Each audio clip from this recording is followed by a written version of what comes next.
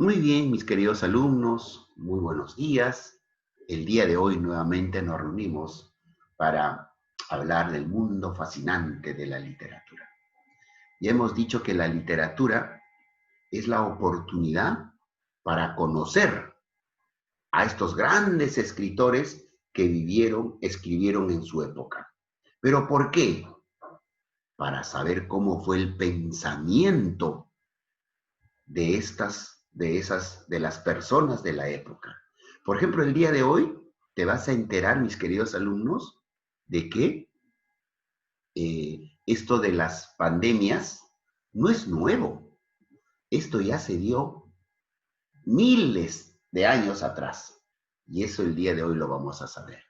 Cientos de años atrás se dio la primera pandemia conocida, porque me supongo también anteriores han habido, pero ya la conocida, la registrada, se dio. ¿Y eso en qué época? A ver, ¿cómo se llamó esa pandemia? Lo vamos a saber ahora cuando Giovanni Boccaccio nos habla. Muy bien, entonces vamos a saludarles una vez más. El día de hoy, jueves 9 de julio, nos reunimos nuevamente con los alumnos de educación. Muy bien, por ahí dicen la peste negra. No, la peste negra fue después. Esa fue la de España, anterior. ¿Cómo se llamó? Vamos a saber qué peste fue, ¿ya? Pero no fue la peste negra. Entonces, el día de hoy, mis queridos alumnos, vamos a compartir justamente el relato, el relato medieval. ¿Y a quién vamos a analizar? Al gran Giovanni Boccaccio.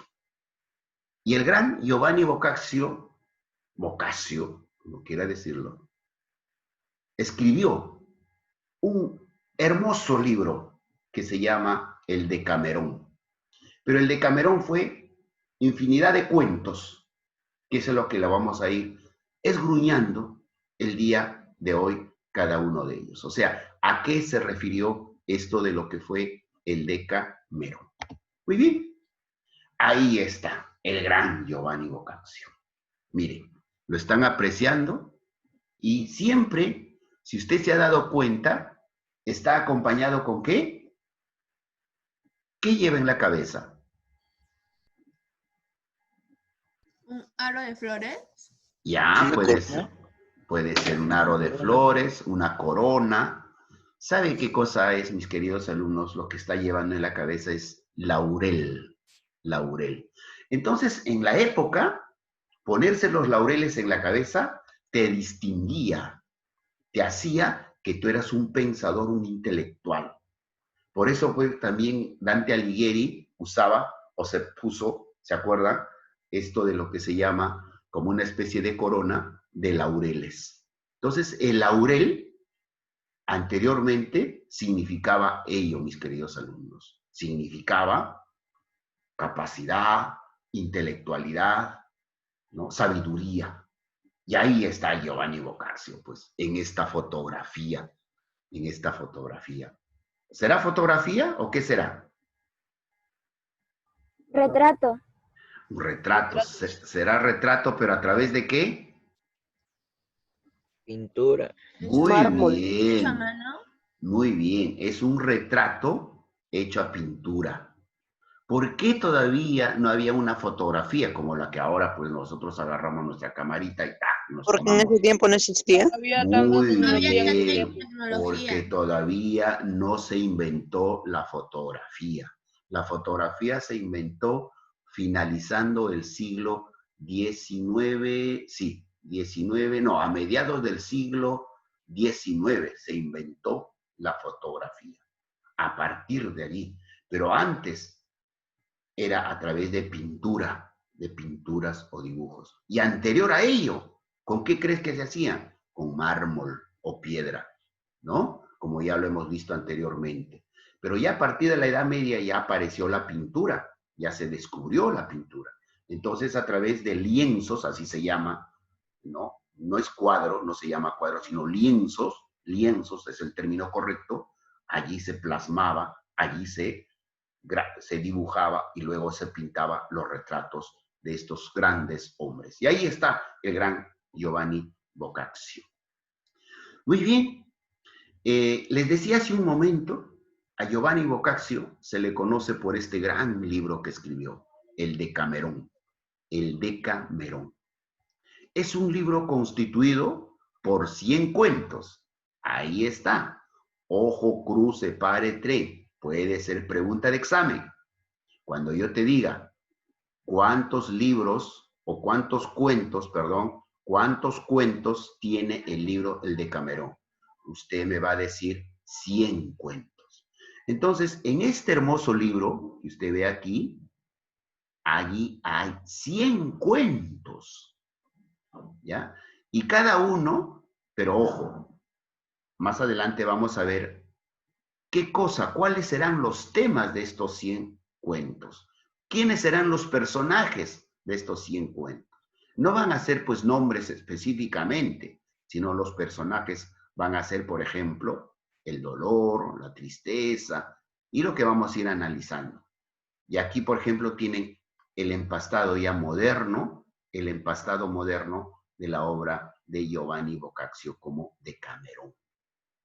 Algunos de ellas novelas cortas, o sea, algunos son cuentos y algunos son novelas, escritos por Giovanni Boccaccio entre 1351, perdón, entre 1351 y 1353. ¿Qué cosa estaba sucediendo en esos tiempos en el Perú? Por ejemplo, para hacer un parandón, para hacer una comparación. A ver, ¿tienen alguna idea? ¿Qué es lo que más o menos sucedía por este territorio, por estos lares? ¿El ataque de los españoles? No, no. La conquista de los españoles todavía se da después del descubrimiento de América. Cuando llegan los españoles, cuando nos conquistan, se da en la época de 1556. Mira, 1556. Pero estamos hablando de 1351. Estaba en pleno florecimiento el imperio de los incas.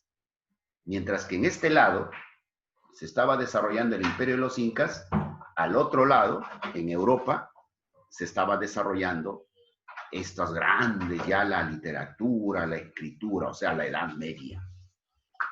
Pero ojo, todavía América no era descubierta,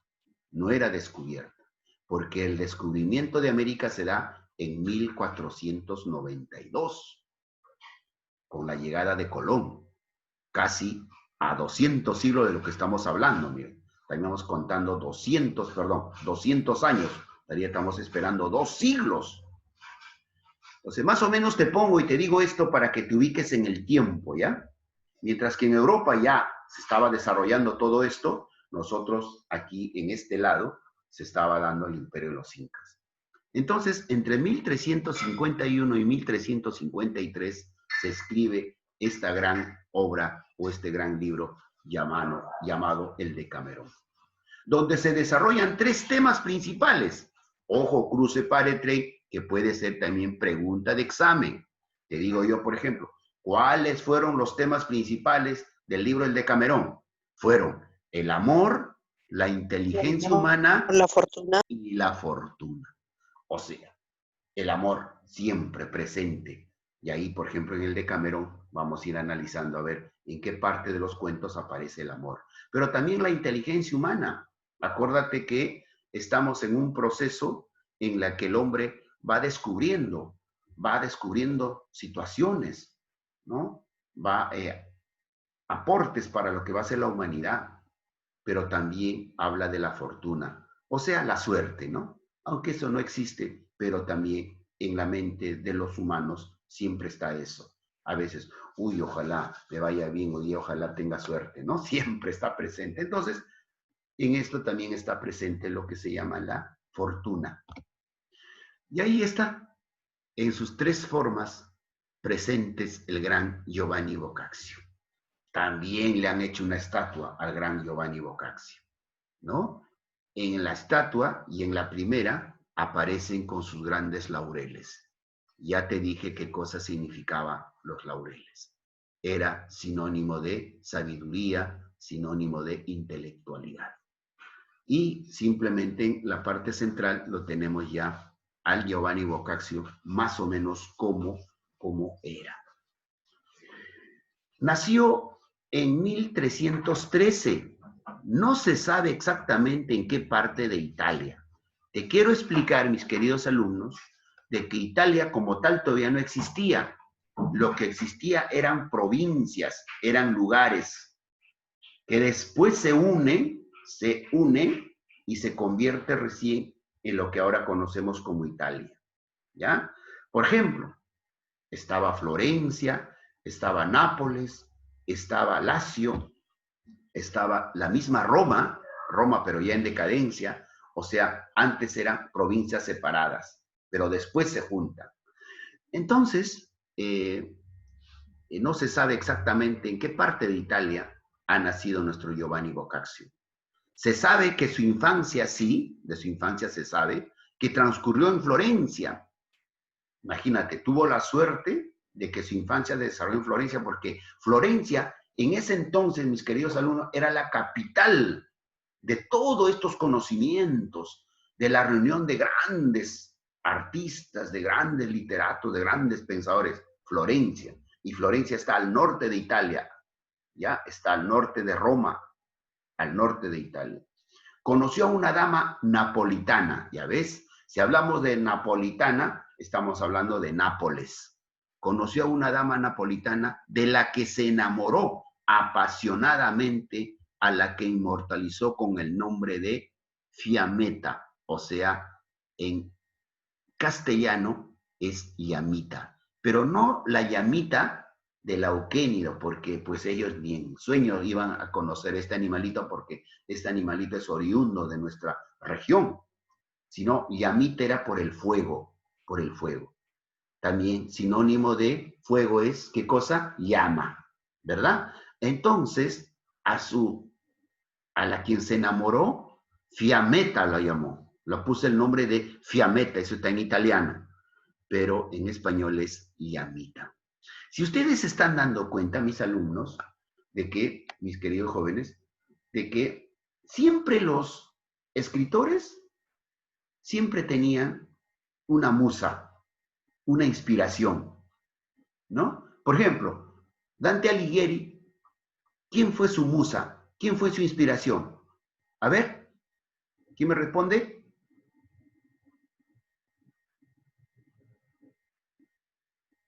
¿Se escucha? ¿No se escucha? ¿El infierno, profe? No, su musa, su inspiración.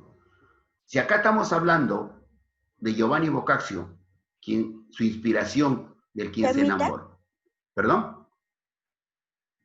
¿Llamita? No, ese de Giovanni Boccaccio. Él preguntó de Dante Alighieri. Eso me está indicando de que no están atentos a mis clases. Por eso que a veces apagan sus cámaras y se van, abandonan y no sé, por eso nadie contesta. Y hemos desarrollado la clase. ¿Quién fue su inspiración de Dante Alighieri? Eso puede ser pregunta de examen. A ver, el chat se activó. Por ahí de repente está la respuesta. Muy bien. A ver, ¿quién me han contestado aquí? Jonathan, Arcela, muy bien. Lino Juárez, y también, muy bien. A Lino y a Jonathan, por favor, Marifé, le pone un punto para el final, me dice, justamente fue Beatriz, del gran Dante Alighieri. ¿Se acuerdan quién fue Beatriz? Fue desde muy niño, se enamoró, a pesar que tenía un poco más de edad ella, se enamoró. Mire, acá también Giovanni Boccaccio nos encontramos de que se enamoró apasionadamente a la que inmortalizó, pero acá la diferencia es que a Giovanni Boccaccio sí, en este caso de esta dama, sí le hizo caso, sí estuvieron, sí fueron enamorados, ¿no? Pero en el caso de Dante Alighieri no. Acuérdate que Beatriz solamente fue como un amor platónico, ¿no? Porque Beatriz se llega a casar con otra que no es el gran Dante, pero él lo sigue amando, lo sigue teniendo en en sus libros y todo ello. Tal es así que a la gran Beatriz Dante Alighieri le hace el recorrido, ¿no? Con otro personaje. ¿Quién es el otro personaje? Virgilio. Muy bien, Orianca. Orianca le pone un punto, por favor, Marifé, allí para luego su intervención. Muy bien, Virgilio, claro, sus dos grandes personajes, Beatriz y Virgilio, para que recorran todo lo que es, o sea, decide morirse una vez Dante y dice, vamos a hacer, todo es imaginación, ¿eh? Y hace el recorrido por el infierno, por el purgatorio y llega a lo que es el cielo o el paraíso. Pero acá no, acá ya estamos analizando a Giovanni Boccaccio, su inspiración que apasionadamente lo inmortalizó con el nombre de Fiammetta, que ese es en italiano, pero en español es llamita. Llamita viene de fuego, de pequeña llamita de fuego encendido. Después de al menos 13 años en Nápoles, o sea, también él ha estado 13 años en Nápoles, tuvo que regresar a Florencia. Más tarde regresó a Florencia de nuevo, o sea, en 2 oportunidades, donde fue testigo de la peste que describe en el Decamerón. Esta peste se le llamó la peste bubónica, la peste bubónica. Y justamente, mis queridos alumnos, en el libro El Decamerón habla sobre cómo fue devastador también esta peste cuando se dio en esta época. En el último periodo de su vida recibió del Ayuntamiento de Florencia, o sea, de la provincia, así se llaman allá, ayuntamiento, acá llamamos provincia o departamento, el encargo de realizar una lectura pública de la Divina Comedia de Dante. Imagínense, miren, mis queridos alumnos. O sea, allí le han dicho, usted tiene que leer de lugares en lugares, visitando todo lo que era Florencia, la Divina Comedia de Dante. Acuérdate que antes los libros se tenía que leer, mis queridos alumnos. Si yo, por ejemplo, tenía este libro de Dante Alighieri de la Divina Comedia, tenía que ir leyendo de lugares en lugares. Reunía a todas las personas, los sentaba allí y comenzaba a leer. ¿Por qué crees que se leía los libros? ¿Por qué, mis queridos alumnos? Internet y necesitaba buscar información para poder desarrollar una tarea. Ya puede ser eso, pero ¿por qué no mejor? Ahora, ¿qué hacemos si nosotros queremos, olvidémonos del internet, ¿ya? ¿Qué hacemos, por ejemplo, si queremos buscar una información? ¿A dónde vamos? A la biblioteca. Muy bien, a la biblioteca. Y si tú en tu casa tienes, ya, en la biblioteca, ¿qué cosa hay? Libros. Libros, muy bien, libros. Pero en ese entonces, mis queridos alumnos, estamos hablando en la época de 1375 o antes, no existían los libros, digamos, para todos, porque todavía no se había inventado la imprenta. La imprenta, cuando se descubre, que fue ya un siglo más adelante, fue pues un paso para la humanidad, un gran paso para la humanidad, porque ya los libros no se tenían que ir leyendo de lugar en lugar, sino que ahora ya se podría imprimir más libros, y esos libros ya iban a ser repartidos o comprados, qué sé yo. Miren la imprenta cómo da ese paso trascendental. Pero mientras no se había inventado la imprenta, el autor, si quería, por ejemplo, le pedían 10 libros para 10 personas, él tenía que escribir cada libro. A mano. Exacto, a mano, cada libro. Imagínense, ¿no?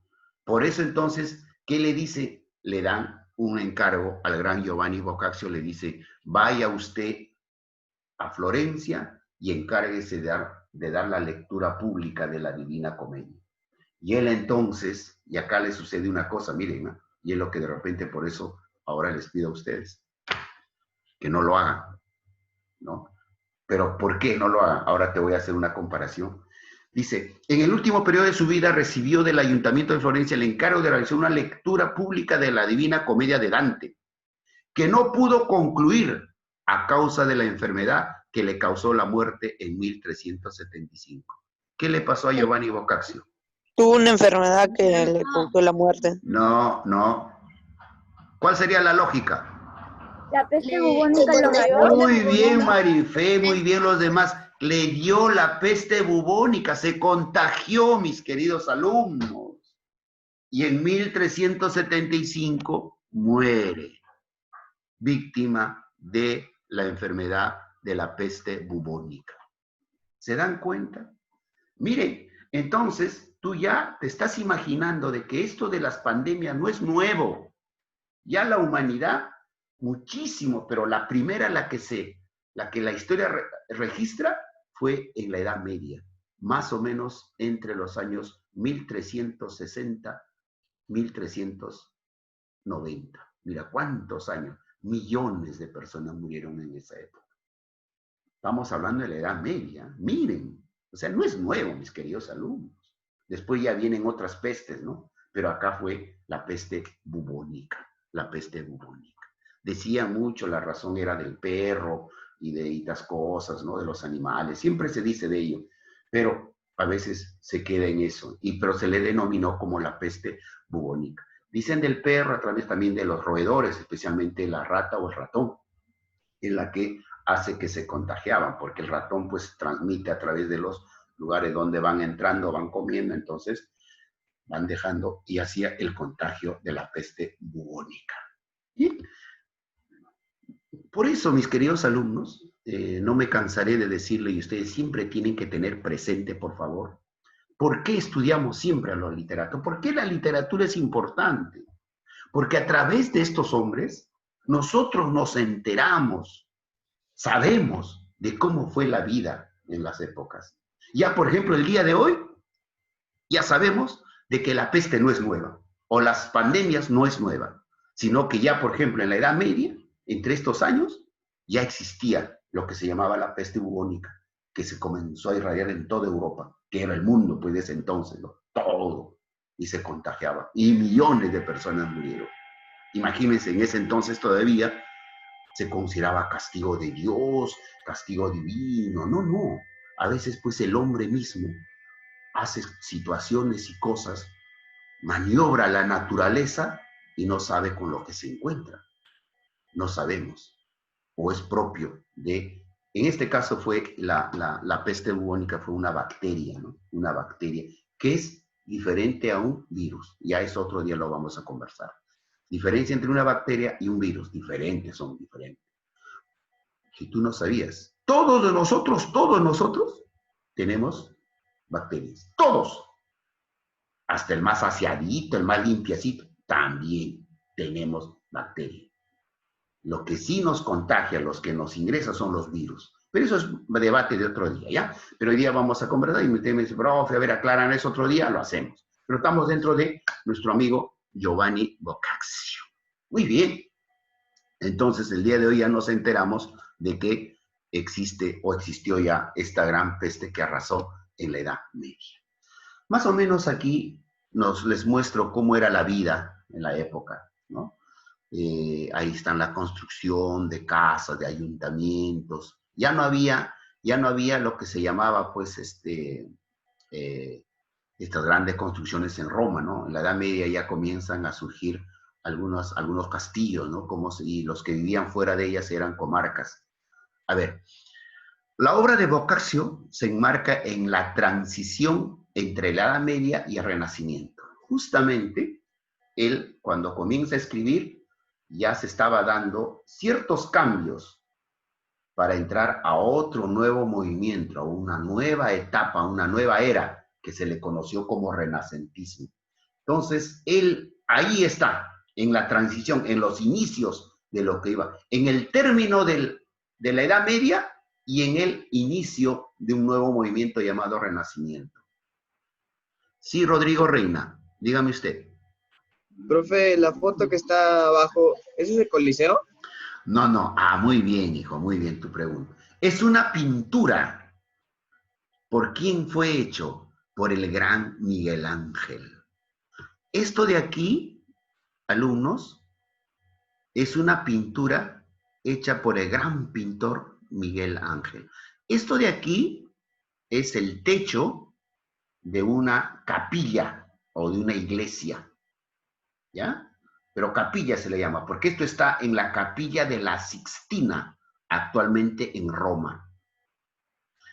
Miguel Ángel, en esa época, pintó esta espectacularidad. Lo pintó en la misma bóveda. Bóveda se le llama a ese, el techo, pero en forma ovalada, forma redonda. Usted ha visto, pues, las iglesias antiguas, claro, adentro. Usted sabe, las iglesias antiguas siempre arriba tienen como una especie de una bóveda, una parte arriba, ¿no? No es como nuestros techos, pues, que es plano, que es más fácil. En cambio, allí era una bóveda redonda, ¿no? Porque así el arte lo llamaba en ese entonces. Entonces, el gran Miguel Ángel comienza a desarrollar. ¿Sabe cuánto le costó hacer esa pintura, mis queridos alumnos? 8 meses. 8 meses en la que no bajó. Ni siquiera para sus alimentos, ni siquiera para ir al baño, si diríamos. Utilizaba retretes, que eran una especie de basinicas, que ahora le llamamos, ¿no? Y durante 8 meses comenzó a pintar y le llevaban sus alimentos. Imagínate tú la posición, los que me están viendo en el video, por cierto, miren, para pintar este hermoso arte, de esta posición se ponía el gran Miguel Ángel. Y ahí pintaba. Claro, con ayuda de todo, ¿no? Los La paciencia que tuvo que haber tenido. Exacto, el andamio, ¿no? Más o menos, y ahí comenzó. Durante 8 meses. ¿Y qué pasó cuando luego terminó la obra y bajó ya para caminar? ¿Saben qué, chicos? De tanto estar de esta posición, se quedó así toda la vida y caminaba así. O sea, la columna se le había torcido. Y después, imagínense, ¿no? Por eso estos hombres pasan pues a la historia. Por eso cuando dices, un gran pintor, Miguel Ángel. ¡Wow! Ahí está Miguel Ángel, ahí está su obra, ¿ves? Que hasta ahora está. Y esto acá retrata el encuentro de la divinidad, mira, con la tierra, ¿no? Acá está pues todo lo que es lo divino, acá está Dios, ¿no? La parte que le corresponde. Y así se pensaba en esa época, acuérdate de la Edad Media, ¿no? Y aquí estaban los humanos. Y toda esta obra, mis queridos alumnos, lo encuentras actualmente, ojalá, algún día visites Europa, te vas a Roma, visitas la Capilla de la Sixtina. Capilla de la Sixtina. Usted ingresa y lo primero que le va a llamar la atención es esta bóveda que está. Y eso lo hizo un pintor, el gran Miguel Ángel. Seguimos. Y estamos aprendiendo muchas cosas. Y gracias a tu pregunta, mi querido Rey. Se trata de un periodo,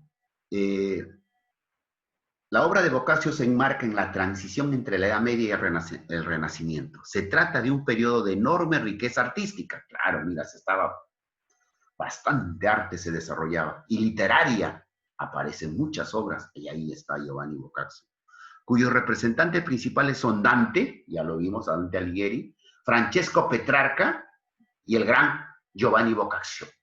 Aunque sus escritos aún poseen rasgos medievales, sus escritos todavía, el autor del Decamerón inaugura, junto con Dante y Petrarca, el renacimiento para la literatura europea. Por eso es su importancia del gran Dante Alighieri. Perdón, del gran Giovanni Boccaccio. Boccaccio es autor de obras en latín y en italiano. Entre sus obras latinas destacan Genealogía Deorum, ahí está, latín te estoy hablando, Gentilium, y de Cassibus Virum Illustrium. En italiano destacan el Filocolo, la Casa de Diana, el Filostrato y la Teseida. Pero su obra cumbre, es lo que nos interesa a nosotros, definitivamente, y lo más importante es el Decamerón. Un libro constituido por 100 cuentos, repito, algunos de ellos novelas cortas, terminado por Giovanni Boccaccio en 1351, alrededor de 3 temas: el amor, la inteligencia humana y la fortuna. Y vamos a analizar el Decamerón. A ver, allí está. Y usted inmediatamente en los gráficos ya está apreciando qué es lo que se está dando, qué cosas se está manifestando. El autor italiano emplea una técnica heredada de la tradición oriental, un poco que copia, ¿no? Oriental cuando decimos de Grecia y Roma. Parte de una historia y de un narrador principal. Eso es lo que aporta él. La historia siempre tiene que haber un narrador que va a contar la historia. Este narrador a lo largo de varias jornadas va contando las 100 historias que componen el texto. Y ahí viene el nombre de narrador, pues. Por ejemplo, usted habrá visto, habrá escuchado el narrador de cuentos, ¿no? Este narrador de cuentos sabe muchas historias. Este te va a ir contando. Parecido es el de Camerón. Porque hay un narrador que te va a contar estas 100 historias. Boccaccio estableció un marco de referencia narrativo. El de Camerón, mis queridos alumnos, lo escribió en plena pandemia, en plena peste bubónica.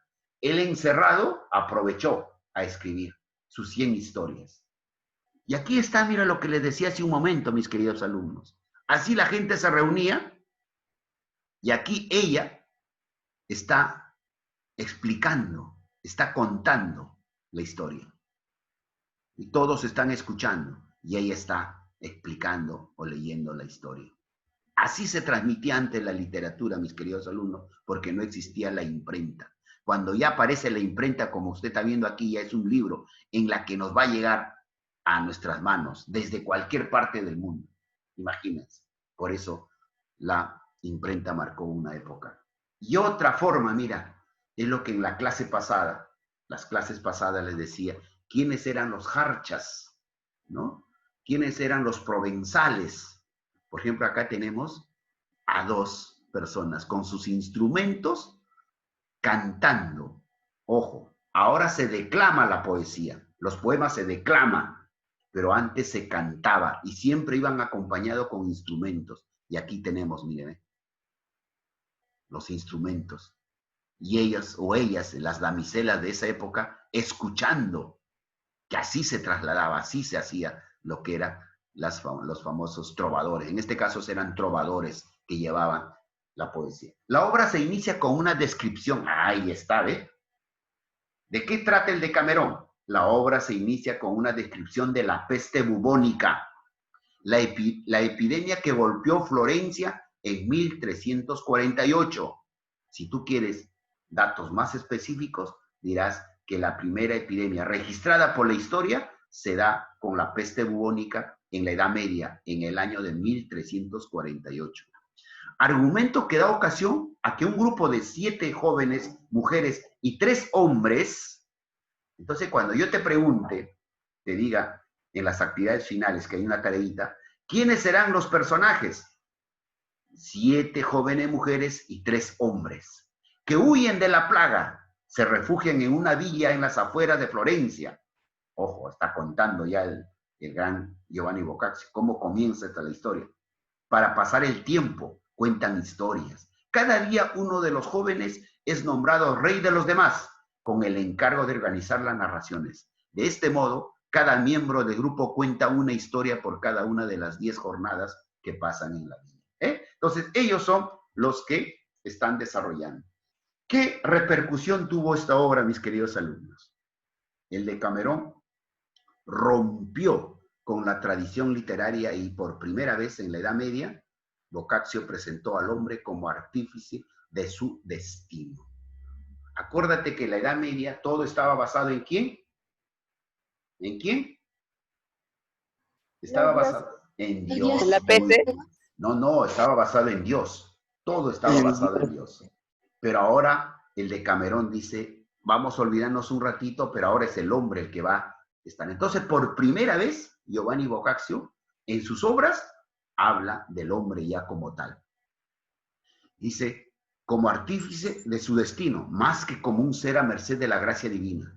Esta obra, además, Boccaccio desarrolla el tradicional cuento medieval, añadiéndole una dote psicológica de lo que se careció, presentando al ser humano como lo que es una persona, con virtudes y defectos, con sus penas y glorias. Eso es lo que es el hombre, mis queridos alumnos. El hombre tiene virtudes y tiene defectos. El hombre, cuando hablo de hombre, estoy hablando del ser humano, de la especie humana. No estoy hablando solamente del varón, no. Cuando hablo del hombre, estoy hablando del varón y la mujer. ¿No? Es la persona como tal. Tiene virtudes y defectos con sus penas y glorias. Muy bien, ahí está de lo que, en conclusión entonces, de lo que podemos decir de esta gran obra de Decamerón, son cuentos que se han establecido y más o menos nos narran lo que fue la época con la que vivió el ser humano. Aquí tenemos unas actividades, también clarito, para que usted pueda desarrollarlo. A ver. ¿Cómo te imaginas que fue la Edad Media? Ahí está una pregunta. Con tanto lo que te he hablado, hemos conversado. Argumenta tu respuesta. Señale los personajes de la obra de Boccaccio, de Camerón. Yo ya le dije quiénes son los personajes. Está dentro de lo que hemos desarrollado el día de hoy. Y lo otro, para siempre bueno saber, y usted sepa quién es, porque no vaya a decir otro, dibuje a Giovanni Boccaccio. ¿Ya? Las tareas me las envía durante la semana, durante el email. ¿Ya? Muy bien. Entonces, Profesor, sí, mi querido alumno. pegar no se puede, ¿no? Pegar su imagen. Ah, de no, Giovanni no. Ahora vamos. Boccaccio. Sí, mi querida. Solamente cuando digo graficar, es una manera de señalar. Usted puede pegar, puede hacer la impresión, puede sacarle fotostática, qué sé yo, pero tiene que poner al personaje a quien Gracias. estamos pidiendo. ¿Ya? No, por favor.